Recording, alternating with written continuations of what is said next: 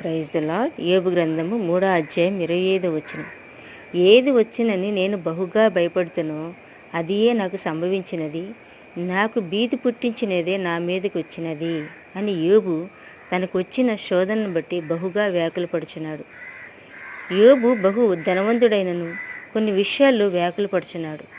ఈ సంపదంతా అంతమైపోయి నేను పేదవాడినైతే నా పరిస్థితి ఏంటి? నాకు అనారోగ్యం వస్తే నేనేమైపోతాను?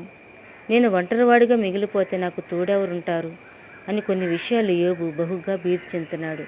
అందుకే అంటున్నాడు యోబు, నాకు భీతి పుట్టించినదే నా మీదకు వచ్చినది అంటున్నాడు.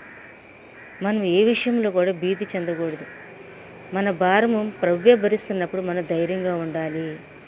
దేవుని బట్టి మనం ధైర్యంగా ఉండాలి. యెహోవా మనకు కాపరిగా ఉన్నప్పుడు మనం పచ్చిగల ప్రాంతంలోనే వేస్తాము, కానీ కరువు అనేది మనకు రాదు. ఆమేన్.